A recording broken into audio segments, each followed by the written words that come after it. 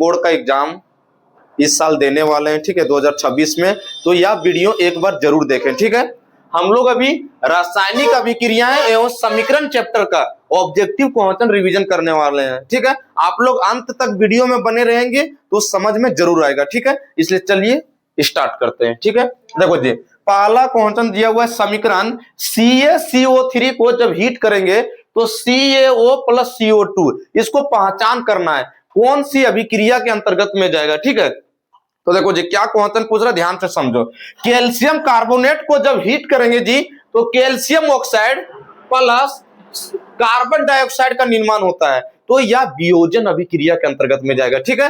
वियोजन अभिक्रिया के अंतर्गत में क्यों जाएगा जी? क्योंकि हम लोग जानते हैं कि वियोजन अभिक्रिया हम लोग कहते हैं जी वैसी रासायनिक अभिक्रिया जब एक अभिकारक टूटकर, एक अभिकारक, इसको अभिकारक बोलते हैं जी, अभिकारक टूटकर दो या दो से अधिक उत्पादों का निर्माण करते हैं जी, इसलिए हम लोग इस समीकरण को जी वियोजन रासायनिक अभिक्रिया कहते हैं। किसी प्रकार का दिक्कत?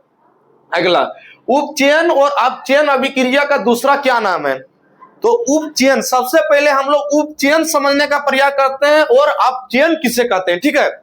उपचयन कहते हैं जी जब वैसी रासायनिक अभिक्रिया जब ऑक्सीजन की मात्रा में वृद्धि होगा और हाइड्रोजन की मात्रा में कमी होगा जी, उसे हम लोग उपचयन रासायनिक अभिक्रिया कहते हैं। अगला है जी अपचयन किसे कहते हैं?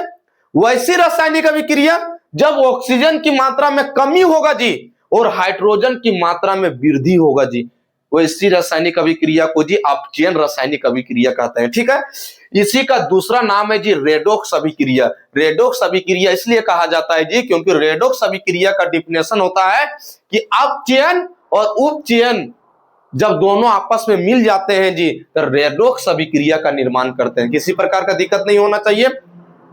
अगला, किसी अभिक्रिया में भाग लेने वाले पदार्थ को क्या कहते हैं? देखो जी, यह रासायनिक अभिक्रिया है, इस रासायनिक अभिक्रिया में जो पदार्थ भाग ले रहा है, जैसे देखो यह कैल्शियम कार्बोनेट पदार्थ है जी, यह भाग ले रहा है, इसे हम लोग क्या बोलेंगे? इसे हम लोग बोलेंगे अभिकारक जी। आया समझ में? जो समीकरण के इस साइड रहेगा जी उसको अभिकारक हम लोग बोलते हैं, और जब ये इसके पश्चात जिस चीज का निर्माण होगा, जिस पदार्थ का निर्माण होगा, उसे हम लोग उत्पाद बोलते हैं, ठीक है। तो यहाँ क्वेश्चन पूछा है किसी अभिक्रिया में भाग लेने वाले पदार्थ को क्या बोलते हैं? तो अभिकारक। अगर यहीं पर दूसरा क्वेश्चन पूछा हुआ रहता जी किसी अभिक्रिया में भाग लेने वाले अभिक्रिया के पश्चात कौन से पदार्थ का जो निर्माण होता है उसे हम लोग क्या बोलते हैं? तो बोलेंगे उत्पाद बोलेंगे, ठीक है। अगला, श्वसन कैसी रासायनिक अभिक्रिया है जी? श्वसन मतलब जो हम लोग श्वास लेते हैं जी, वो कैसी रासायनिक अभिक्रिया है? तो वह ऊष्माक्षेपी रासायनिक अभिक्रिया है, ठीक है। ऊष्माक्षेपी रासायनिक अभिक्रिया श्वसन इसलिए है जी क्योंकि जब हम लोग श्वास लेते हैं जी, ठीक है, और हमारे शरीर में जो ग्लूकोज रहता है जी, वह ग्लूकोज ऑक्सीजन से अभिक्रिया करके विखंडन करके हमारे शरीर में ऊर्जा का निर्माण करता है जी, जिसके कारण हमारे शरीर में जान आता है जी। इसलिए श्वसन को ऊष्माक्षेपी रासायनिक अभिक्रिया के अंतर्गत में रखा गया है, ठीक है। किसी प्रकार को दिक्कत नहीं होना चाहिए।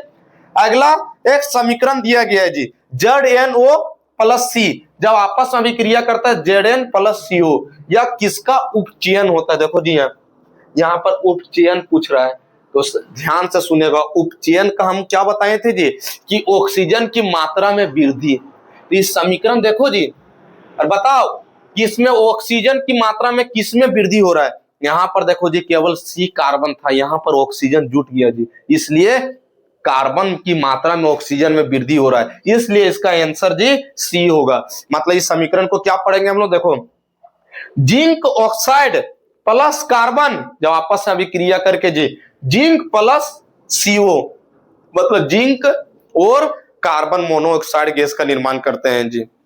ये वीडियो में किसी प्रकार का दिक्कत नहीं होना चाहिए। अगर आप लोगों को कहीं पर दिक्कत है तो कमेंट बॉक्स में लिखें और वीडियो को लाइक एंड सब्सक्राइब जरूर कीजिए। अगर किसी को और ज्यादा दिक्कत हो रहा है तो इसका पार्ट एक और इस चैप्टर का एक और वीडियो बना चुके हैं जिसमें 5 को ऑब्जेक्टिव क्वेश्चन बताए हैं। अब कल से हम लोग जी न्यू चैप्टर के बारे में अध्ययन करने वाले हैं, ठीक है। हम एग्जाम के पहले साइंस में जितने सारे चैप्टर है जी, सभी का इंपॉर्टेंट क्वेश्चन, जितने सारे ऑब्जेक्टिव हुआ तुम लोगों को करा देने वाले हैं, ठीक है। इसलिए अगर आप लोग नए हैं तो वीडियो को इस चैनल को सब्सक्राइब कर लीजिए, जिसके कारण वीडियो सबसे पहले आप लोगों के पास पहुंच जाएगा, ठीक है।